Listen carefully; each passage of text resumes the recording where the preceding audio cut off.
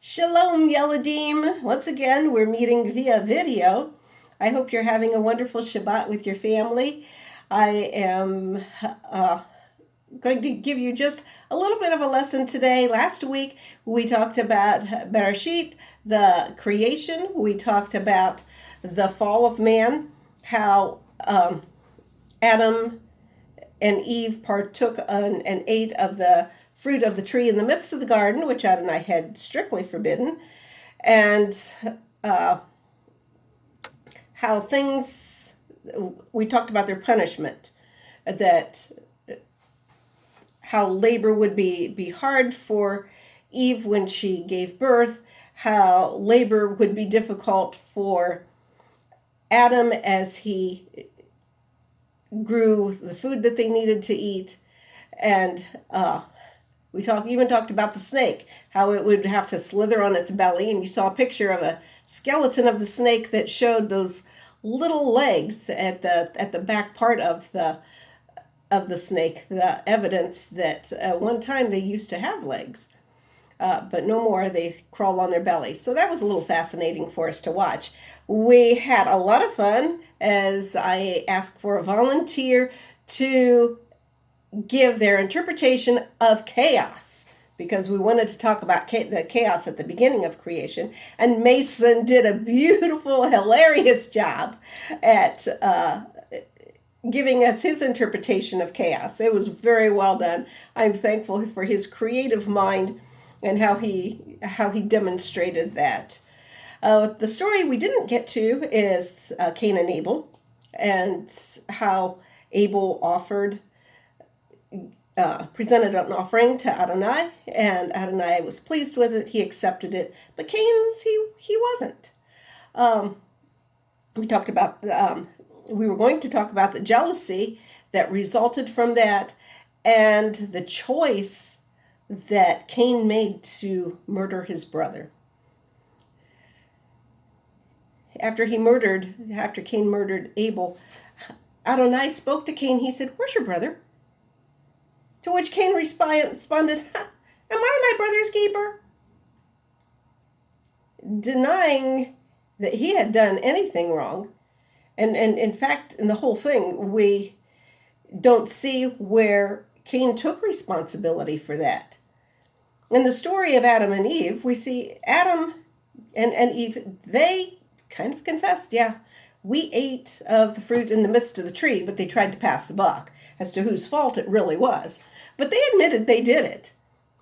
Not so with the case of Cain. Cain does not own up to the fact that he's done anything wrong, which isn't a good thing. When we make mistakes, we need to confess what we've done, even though there's punishment. It will go better for us if we lie, we have to remember the lie. It's so much easier to remember the truth. So it's easier just to confess and say, yeah, I screwed up. I did this. I free and willingly made the choice to do wrong. We're human. We're going to mess up. So, and Adonai knows this, but we need to confess that sin. We need to confess that and move on in life instead of having to hide it and wonder, what did I say? Who did I say what to? Because it's going to trip us up. From the time of the fall of man, from the exit from the Garden of Eden, and to the Parsha today, Noach, we have about 1,656 years is what they've come up with as the number of years between those events. By this time, humanity has gotten so bad that Adonai says, why did I create them? Why did I create them? They're horrible people. They're horrible. Look at these things they're doing. It's not right. I wish I wouldn't have made them. But it says Noah found grace in the eyes of Adonai. And so Adonai used Noah to save humanity from total destruction, from total annihilation. He said, I'm going to save Noah. I'm going to save his family, and we're going to start over from this guy, from this man who believes and has a relationship with me, a good relationship. And so that's what happened. We know about the flood. The flood came, the flood went, sin started all over again, because that was just in our DNA now, that sin nature, because of that sin of Adam and Eve. So we have Noah. Sorry, we're at Noah now. We have Noah. After the flood, he builds a vineyard. He gets drunk. His one son goes in and sees him naked, and kind of makes fun, tells the other brothers, and they respectfully put a cloth over their shoulders and back up, drop it over their father so they don't see his nakedness. God is displeased with the other son that kind of made fun of his dad. And he was kind of banned from the family, kind of. He was pushed off, and his destiny changed at that point. Let's put it that way. Again, if you read the Torah portion with your folks, they're going to be able to explain that in greater detail than what I have time for here. But from there, humanity, this whole sin thing gets out of hand again, and the people think, oh, we're going to be like God. We're going to build this tower. We're going to build this tower to heaven, and we can go up there. We are going to be just like God. We are going to have that power. We are going to have... After the flood, Adonai gave the sign of the rainbow to say that he wouldn't destroy humanity again with a flood. So he's saying, well, I can't destroy him with a flood now. What am I going to do? And he says, I'm going to confuse their language, because at this time, everybody spoke the same language. So he confuses their language as they're trying to have this great big building construction project going on, to where they don't know what the other one's saying. And if you can't communicate on a construction project, you're not going to build anything. And so that whole thing was disbanded, and they didn't finish it, because Adonai's plan wasn't for them to build a tower to try to reach them. He wanted that heart-to-heart relationship. That's what he desires. He doesn't want us to build a tower. I mean, that's like Jack and the Beanstalk. Yeah. And how well did that turn out for Jack? But he wants that one-on-one relationship with us. That's why he sent Yeshua, because he loves us so much. He wants that one-on-one relationship with us. So as we go through life, first of all, let's remember the lessons from Adam and Eve. If you screw up, admit it, even though there's punishment. Okay?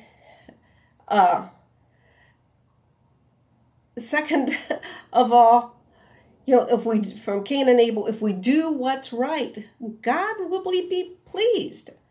So let's do what's right. Let's follow Torah. Let's follow the commandments that he has set forth for us. Because Proverbs chapter 3, 5, verses 5 and 6 says, trust in Adonai with all your heart. Lean not on your own understanding. In all your ways acknowledge him, and he will make your paths straight. So when I think of those straight paths, I think of the lay of the land. How many like the beach? How many like that water, that sunshine, that sand? Not for this girl. Okay, how many like the mountains? I think mountains are beautiful. I love looking at mountains in pictures. I do not want to travel a mountain. Not for me. What I like are those flat plains of the Midwest, where you can see on either side of you, as far as the eye can see. it is just flat. You can see what's coming at you. It is just flat. That's what I like. I don't have to wonder what's around the next bend, what's around the next curve. Am I going to encounter something? What's going to come down from that mountain? It's flat. It's straight. And that's what I like. And so when I think about this scripture that he will make our path straight, that's what I think of. That's my comfort zone, that straight path where I can see anything that's coming. I mean, if there's a deer coming, I want to see it. I don't want it to be around a curve. I don't want it to be around a hill. I want to see that thing coming at me. So this is one of those things that Adonai has put in place for us. If we follow him, he will make our path straight.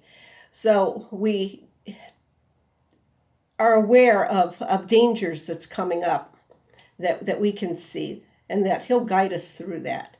So as we go through this next week, I hope you have a blessed time. I am going to put on the Sar Shalom Facebook page some things for you. And if you are not able to print these, let me know, and I will pop them in the mail to you. I'll put my email address on the Sar Shalom Facebook page. I'll also put my phone number on there. If you want to text me, just say, hey, I can't print these. Could you put them in the mail to us? But we have the word search. Hey, kiddos, this word search is different from the other ones. The other ones, it was just everything went the one direction. This one is forward. The words are also backwards. They're diagonal, and they're backwards diagonally. So this one is going to be more of a challenge because you've gotten so good at those other ones. We're going to step it up a little bit. I also have for you the Children's Worship Bulletin. Down here at the bottom, if you see this gives you the link to the website for the Children's Worship Bulletin, and it has a little online coloring picture that you can do, which is fun. Sometimes there's a matchup game, different things that you can play, but get on there and have a little fun. The site has a maze, and then the inside. So I have that for the 7 to 12-year-olds. Okay, for the younger class, I have the Children's Worship Bulletin 2. So this is for ages 3 to 6. With some dot to dot. So that's going to be fun. And then I have a coloring page for them. Because the 7 to 12-year-olds can color too if they want. But again, if you don't have these resources or don't have a way to print them, let me know. And I will get those out in the mail to you on Monday. Thanks. And you have a wonderful week. Shabbat Shalom and Shavua Tov. Love you all. Bye-bye.